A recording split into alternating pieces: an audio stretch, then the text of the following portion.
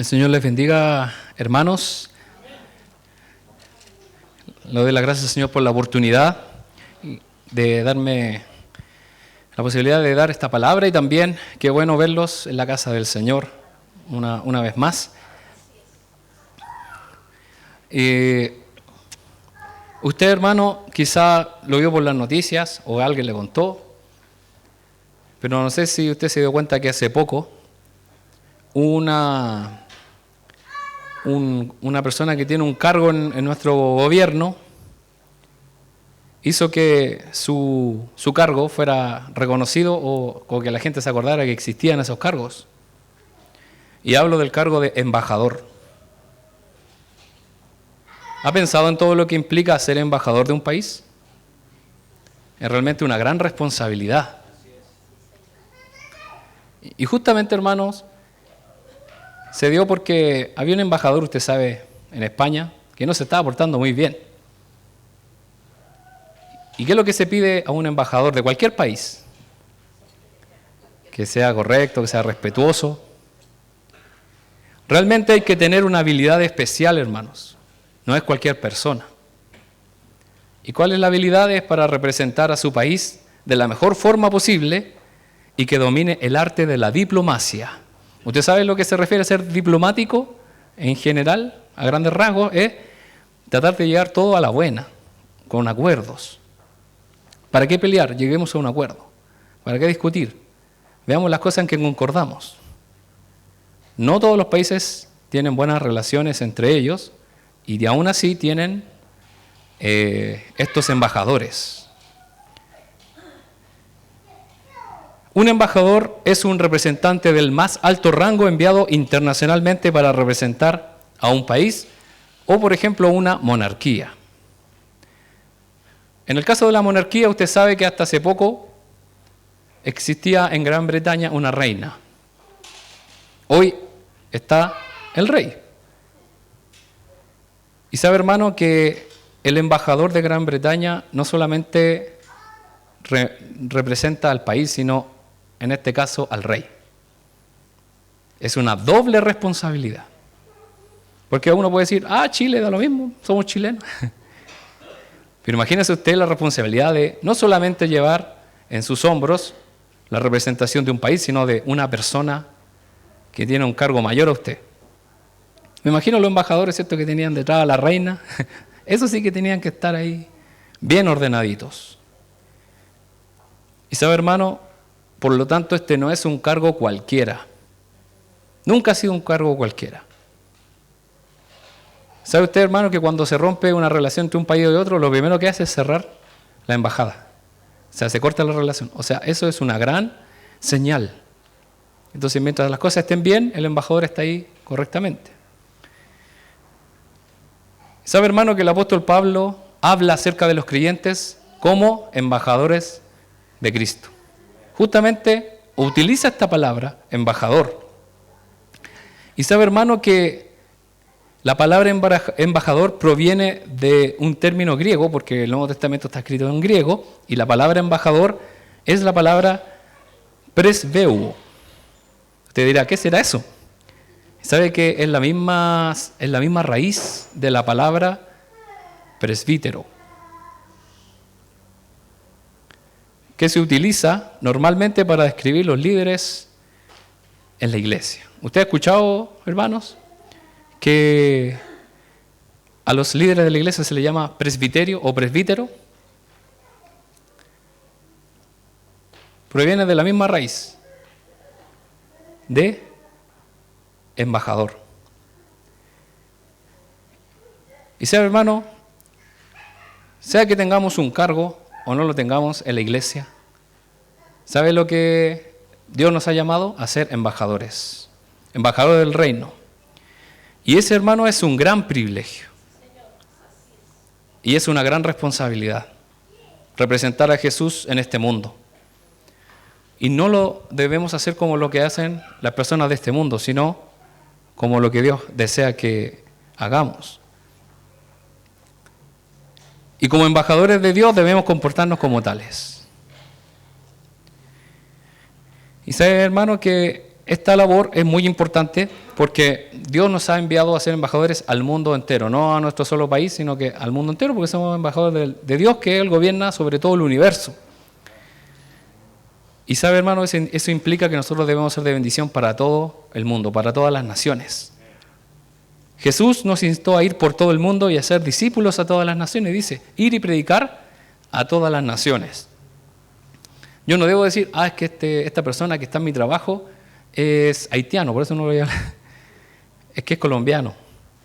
A todos deben recibir la palabra del Señor.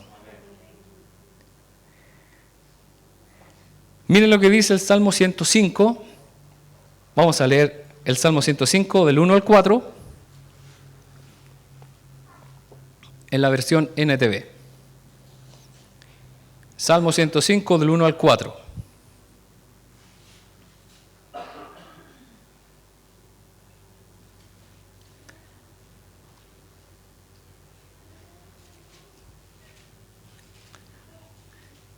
Dice, den gracias al Señor y proclamen su grandeza, que todo el mundo sepa lo que Él ha hecho.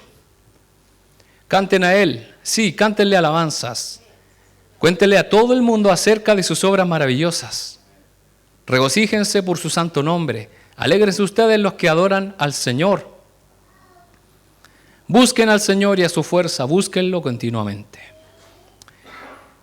¿Sabe, hermano? Como le mencionaba, no hay límite de nacionalidad para que hablemos acerca del amor del Señor. Todas las personas que habitan este mundo necesitan a Cristo. Todas las personas. ¿Sabía usted, hermano, que los asiáticos necesitan a Cristo? ¿Usted conoce algún asiático por ahí? De verdad, sí, no a su primo que le dicen chino. Las personas que son de aquellos países tienen su propia religión. Usted dirá, no me quiero meter con ellos, quizás se enoje, pero debemos predicarles el Evangelio. No debemos pasarlos por alto. Recuerdo que cuando predicábamos con los jóvenes salíamos por las calles, íbamos casa por casa y justo en una casa había un restaurante chino. Entonces nosotros entramos a entregarle un tratado y la persona nos dijo, no quiero. Entonces le dijimos, es un regalo, no quiero. Yo le dije, Jesús lo ama. Y me dijo, Jesús no. Obviamente quizás puede ser que no me entendía, pero de todas maneras nosotros lo intentamos. Y finalmente no nos quiso recibir nada. Pero a veces por el solo hecho de pensar que son quizás de otra nación muy distinta o muy separada de la de nosotros, una cultura tan diferente, no van a creer en Cristo. Y sí, hay hermanos de aquellos países, de aquellos lugares que han creído en el Señor y no debemos limitarnos. Por lo tanto, todas las personas necesitan a Jesús, sean de Asia, de África, de Europa. Bueno, por gracia del Señor pude viajar a Europa y sabe, hermano, obviamente la gente allá que se cree superior a todo. O sea, la forma de vivir es como que no necesitaran de Dios. Es realmente impresionante.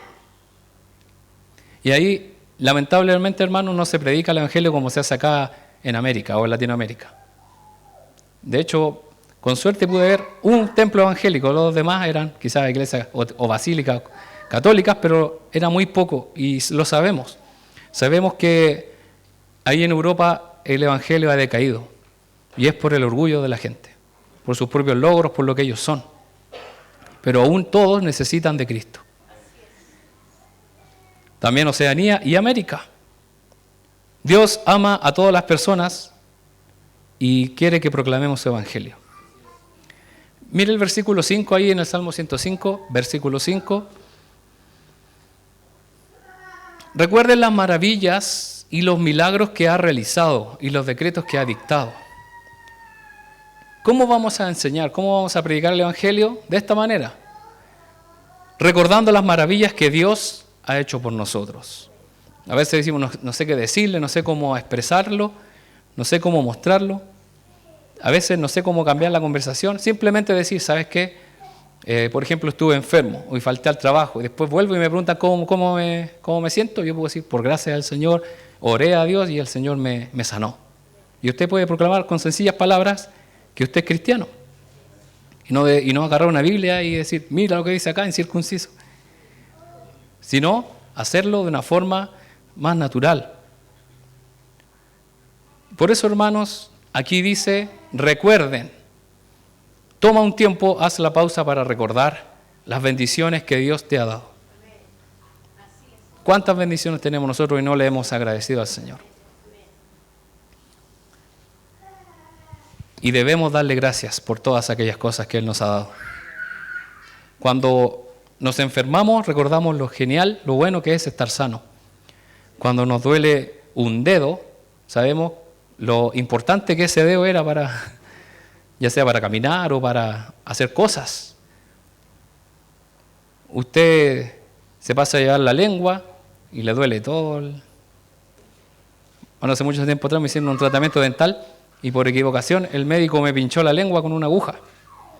¿Sabe, hermano, que no me dolió nada lo que me hizo, pero lo que más me dolió fue ese pinchazo que... Y a veces nos damos las gracias al Señor por todas las bendiciones que tenemos.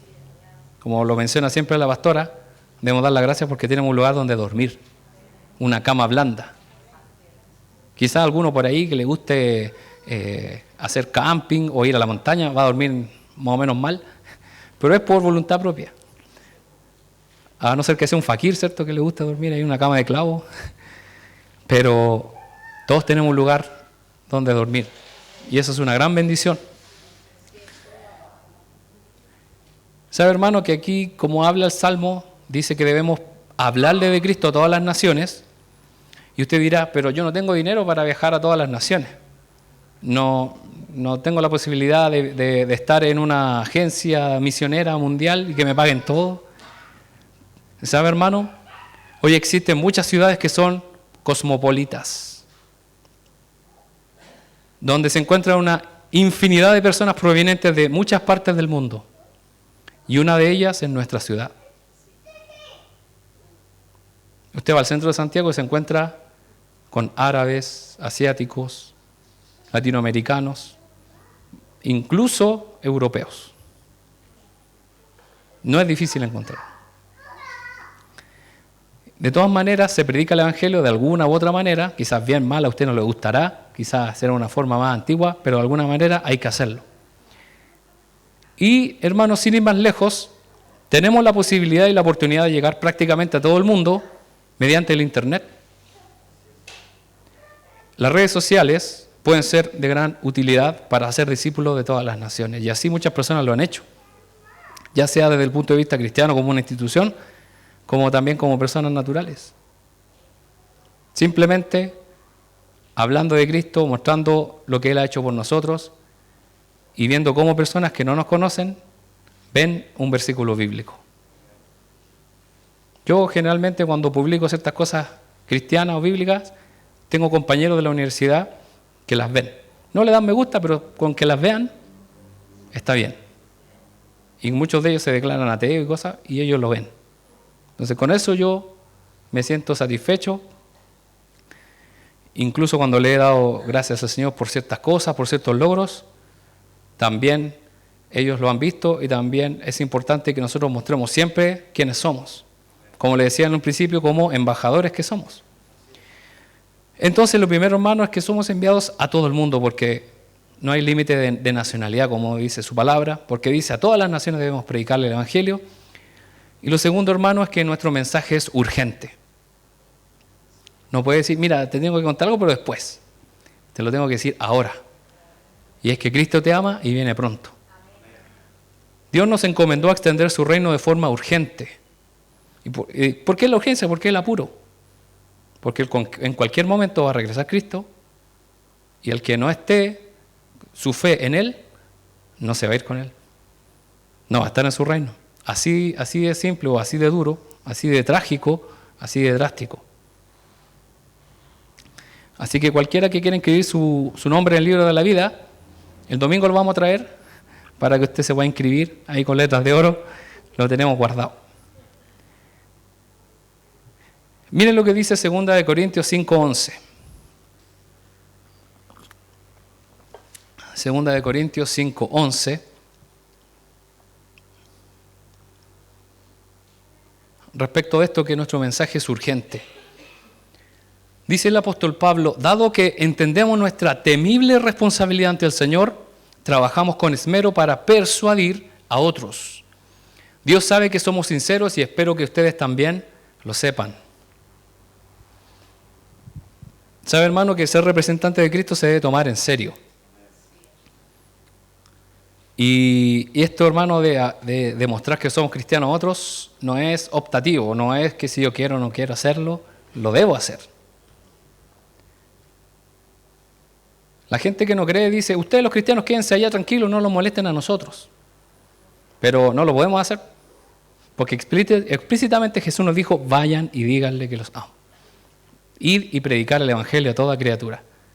Entonces no me puedo quedar escondido, no lo puedo hacer entre cuatro paredes como lo quiere hacer el gobierno, todas las iglesias, que ellos reúnanse, hay ocultos que no molesten a nadie.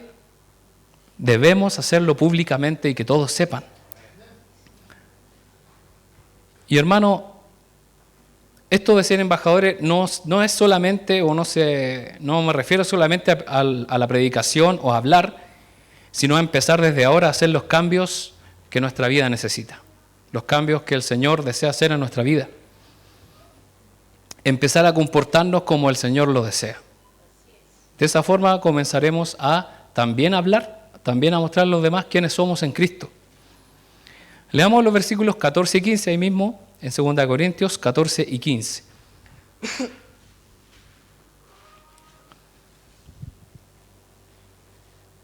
Sea de una forma u otra, el amor de Cristo nos controla. Ya que creemos que Cristo murió por todos, también creemos que todos hemos muerto a nuestra vida antigua. Él murió por todos para que los que reciben la nueva vida de Cristo ya no vivan más para sí mismos, más bien vivirán para Cristo, quien murió y resucitó por ellos. La pregunta es, ¿por qué usted y yo predicamos? ¿Por qué anda gente en las calles predicando? ¿Por qué se gasta dinero, recursos en hacer material para entregar a las personas, audiovisual? ¿Por qué lo hace? Y sabe, hermano, el motivo es el amor. Hasta hace poco tiempo, por la pandemia, no se veía gente predicando el evangelio en la calle, y hoy se ha vuelto. Personas a todo sol, un domingo a las 5 de la tarde, con terno, predicando. Yo lo admiro, porque yo no estaría ahí. O sea, pero estaría un huesillo. Y uno dirá, las personas que no conocen al Señor los mirarán y dirán, ¿por qué lo hacen? Y si no, se deberían preguntar eso. ¿Por qué estarán dispuestos a hacer eso? Y es por amor. Primero, amor a Dios, y segundo, a quienes lo necesitan. Allí dice, en el versículo 14, sea de una forma u otra, el amor de Cristo nos controla. O sea, ¿qué mueve a un cristiano? El amor por el Señor y el amor por los demás. Generalmente en la iglesia todo lo que se hace es voluntario. ¿O a usted le pagan por lo que hace? Sería genial, ¿no? Que nos pagaran por lo que hacemos en la iglesia. Créame que estaría lleno si fuera por eso. Y justamente los que más se esfuerzan, los que más trabajan, muchas veces no reciben algo monetario o algo material de regreso. Solamente la satisfacción de obedecer y servir al Señor. Porque somos siervos del Señor. Y hermanos, dice, ya que creemos que Cristo murió por todos, también creemos que todos hemos muerto a nuestra vida antigua. Y ahí el versículo 15, y Él murió por todos para que los que reciben la nueva vida de Cristo ya no vivan más para sí mismos. Más bien vivirán para Cristo, quien murió y resucitó por ellos. Y esto, hermano, tiene que ver con que ya no vivirán para sí mismos, va a haber un cambio de actitud. Porque la gente que no tiene a Cristo vive para sí, para lo que ellos quieren.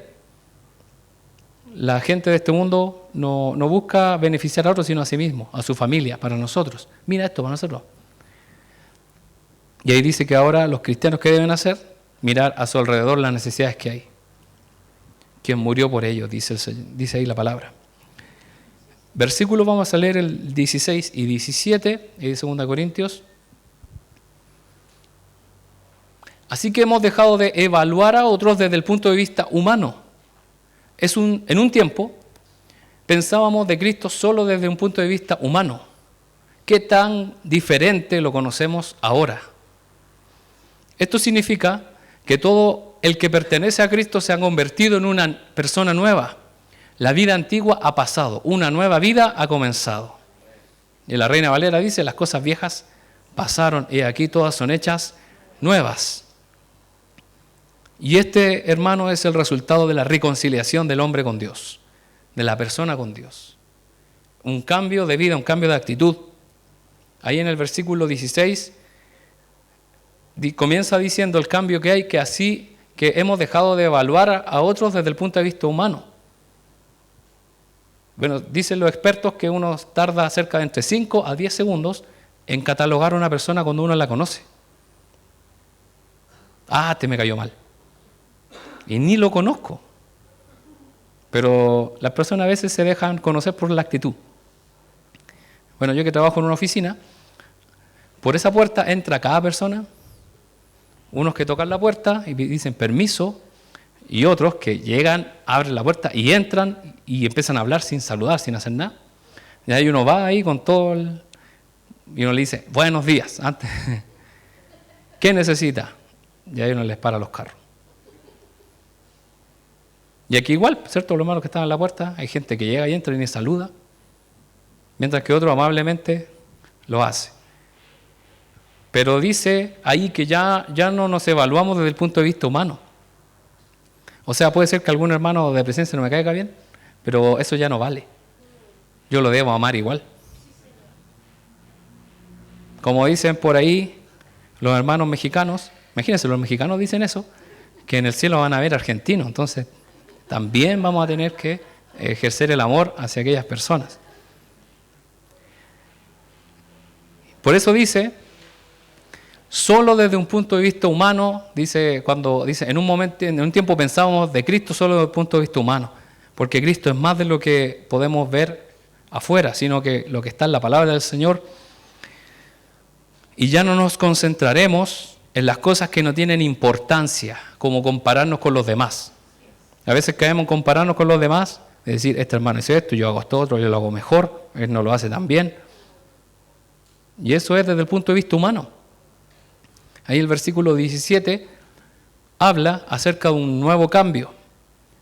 Esto significa que todo el que pertenece a Cristo se ha convertido en una nueva persona, una persona nueva. O sea, se debe notar el cambio antes de conocer a Cristo y después de conocer a Cristo. Debe haber un cambio. La vida antigua ha pasado. Ya usted lo que hacía antes ya no lo debe hacer, porque es una nueva persona. Una nueva vida ha comenzado, dice el apóstol Pablo. Lo que realmente vale es que Dios nos ha convertido en una nueva persona para su gloria.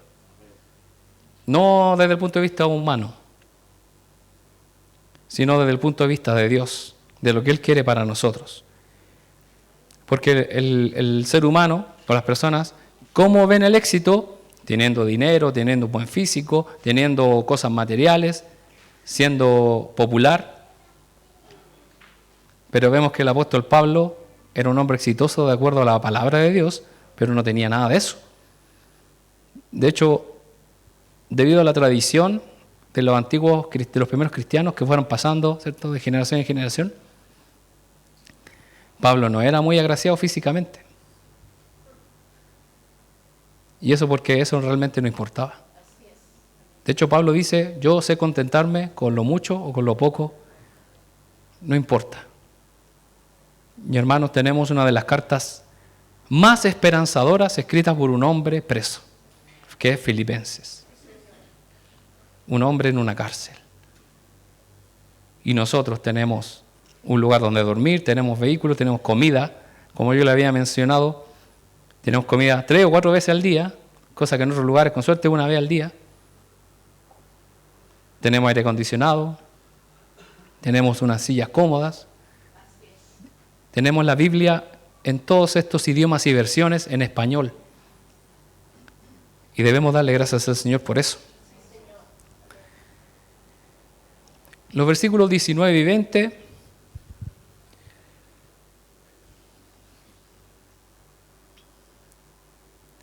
Pues Dios estaba en Cristo reconciliando al mundo consigo mismo, no tomando más en cuenta el pecado de la gente, y nos dio a nosotros este maravilloso mensaje de reconciliación. Así que somos embajadores de Cristo. Dios hace su llamado por medio de nosotros. Hablamos en nombre de Cristo cuando les rogamos, vuelvan a Dios. Aquí está lo que le mencionaba, que el apóstol Pablo habla de que nosotros somos embajadores de Cristo. Y sabe, hermano, esta tarea Dios no se la dio a los ángeles. Hubiese sido genial esa responsabilidad, viendo ángeles ahí volando y proclamando el evangelio. Todos creeríamos, hasta los más incrédulos. Pero Dios en su soberanía decidió que fuéramos nosotros. Y este, hermano, no es un mensaje cualquiera, es un mensaje de reconciliación. No sé si usted ha visto gente que predica enojado y como que Dios está enojado con uno y da miedo hacer caso al Señor. Yo en el metro vi una persona que se puso a discutir con otro porque no le recibió el tratado. Y ya casi se ponían a... ¿Y qué genera eso? Una barrera. Mira, estos son violentos, en el mal sentido de la palabra. Obviamente cuando uno entrega un tratado y alguien se lo puede recibir, o a uno le da rabia, que descienda fuego del cielo, pero no por eso va a ponerse a discutir. O a decirle que es hijo de Satanás, o cosas así, pues. Y así empezó a decir. Empezó a decirle, tú me quieres boicotear mi predicación y cosas así. Y el hombre estaba ahí tranquilo. Y realmente, hermanos, este no es un mensaje cualquiera, es un mensaje de reconciliación con Dios. Y es un mensaje de amor y un mensaje de perdón. Y ahí en el versículo 11 que habíamos leído, dice que persuadirlos. Esto quiere decir, ahí dice, debemos nuestra responsabilidad ante el Señor, trabajamos para persuadir. Y esta palabra es muy importante para nosotros. Nunca debemos presionar a las personas o tratar de obligarlas a creer en Cristo. Es una decisión que se debe hacer voluntariamente. Si usted, hermano, realmente ama a esa persona, usted le va a hablar de Cristo con todo fervor, pero a la vez usted va a rogar al Señor de que esa persona cambie de verdad. Y es mejor, hermano, que la persona tome su decisión sin forzarla, que la tome a conciencia. Porque si toma esa decisión de servir a Cristo obligado o presionado por la situación, porque hay gente que dice, pasen adelante, y pasan todos menos uno, y ese va a pasar porque... ¿O no? Oh, ese no pasó, es pecador. Bueno, antiguamente se daba que en algunos eventos por ahí que fuimos, los que no pasaban les faltaba fe. Eran los de la lista negra, esos los que no pasaron. Y entre esos estaba yo. No tienes fe. Y no es así. Porque yo ya había recibido a Cristo, ¿para qué recibirlo 10 veces? Algunos lo hacen así como ya, ahora sí, ahora sí. Y sabe, hermano, cuando esa persona toma la decisión presionada, obligada, apenas pueda, va a dejar de lado a Cristo. Apenas le pase cualquier cosita. Por eso, hermano, debe ser una decisión personal. Por eso dice tratar con esmero de persuadir, porque Pablo no le puso un cuchillo, una espada para predicar el evangelio a los que estaban ahí, pero él les rogaba al Señor, por favor, que vuelvan a Cristo. Aquí encontré una frase célebre que inventó alguien anónimo, no sé quién será, pero la encontré muy interesante, que dice: a la gente no le importa mucho cuánto sepas, hasta que no sepan lo mucho que te importan. A las personas no los vamos a impresionar con nuestro conocimiento, con nuestro bla bla. Hay gente que dice, oh, este hermano o esta hermana tiene un alto poder de convencimiento porque ha llevado a mucha gente a Cristo. Y está bien. Pero ¿sabe, hermano? Lo que más impacta a las personas es que nos importan. ¿Y cómo se demuestra eso? Diciéndoles que el Señor las ama y que estamos dispuestos también a ayudarlas. Y finalmente, hermanos, nosotros somos embajadores de un Dios que tiene un amor santo. ¿Sabe, hermano, que el profeta Isaías habla a lo largo de todo su libro y sabe cómo se refiere a Dios? Como el santo. El libro de Isaías habla en realidad sobre la santidad de Dios. Y vamos a leer Isaías 1, 13 al 15.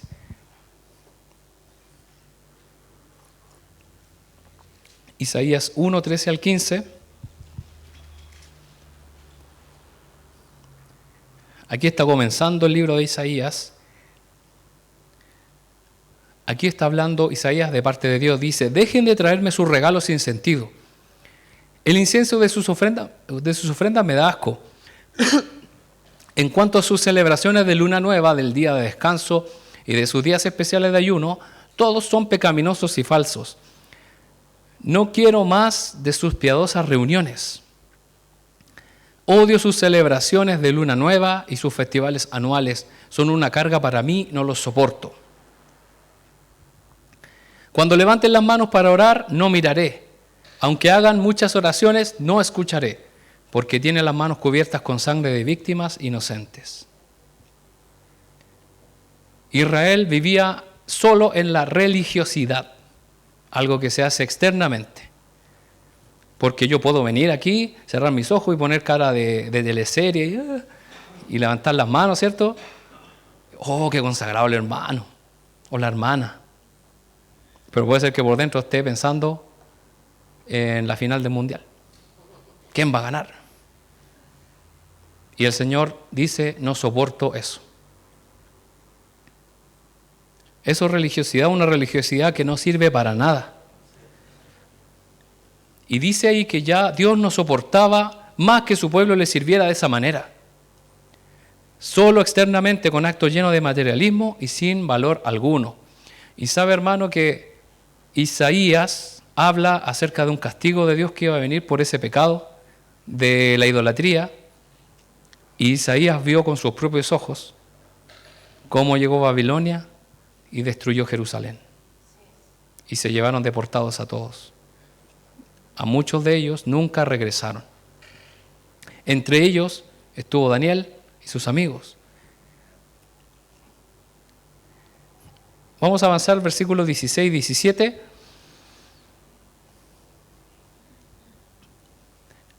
Dice: lávense y queden limpios, quiten sus pecados de mi vista, abandonen sus caminos malvados, aprendan a hacer el bien, busquen la justicia y ayuden a los oprimidos, defiendan la causa de los huérfanos y luchen por los derechos de las viudas.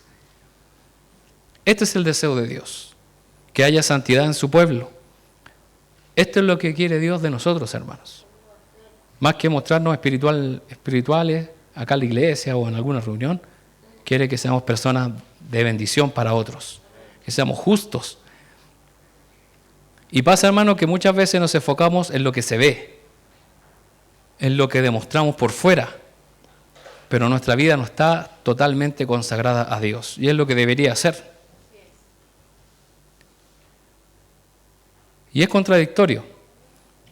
¿Sabe, hermano? Porque hay personas que aparentan tener una vida muy consagrada, que aparentan ser más espirituales de lo que son, y son puro bla bla, o son pura actuación. Esas personas que lo espiritualizan todo. A mí me ha pasado por el trabajo que tengo en una institución cristiana, que yo tengo una labor de cobrar ciertas cosas.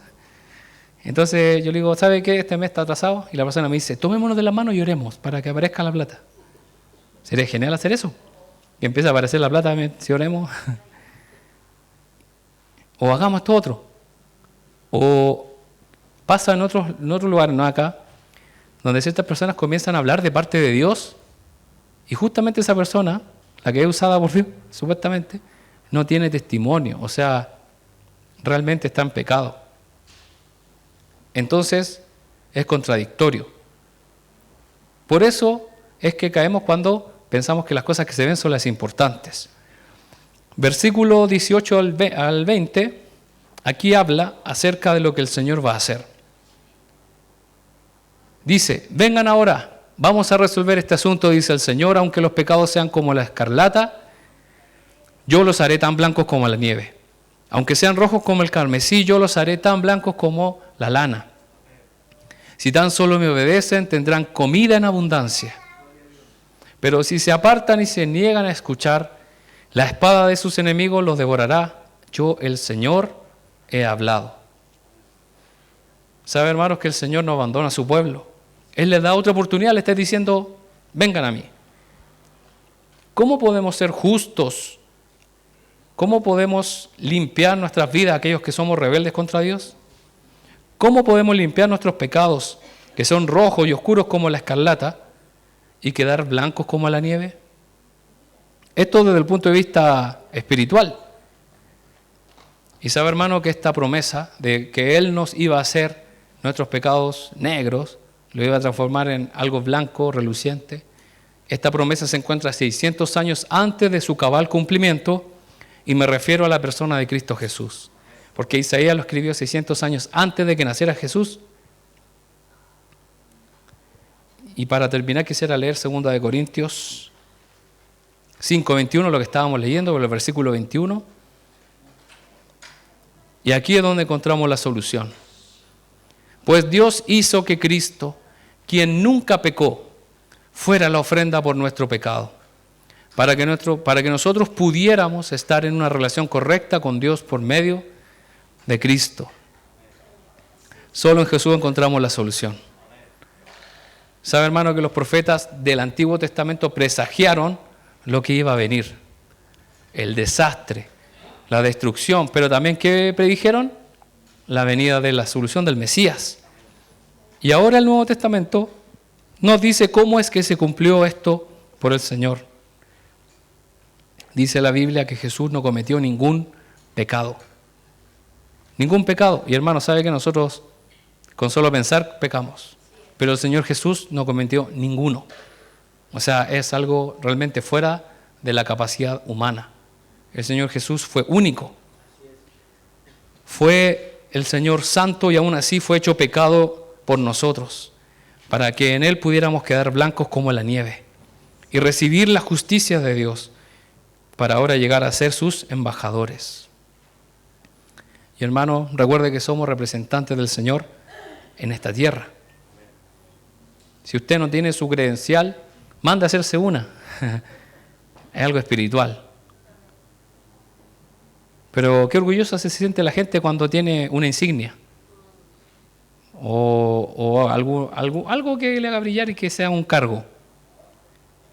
Hace poco estuve en una reunión de líderes cristianos y apareció una persona con como una insignia de la PDI, se parecía, y llegó así. Y dije, oh, ¿usted es de la PDI? Me dijo, no, pero se ve genial, me dijo. Y yo la miré y decía capellán, evangélico, no sé cuánto, pero era igual a la PDI, pero de lejos. Y él le gustaba y le fascinaba porque de lejos se veía genial. O sea, daba autoridad.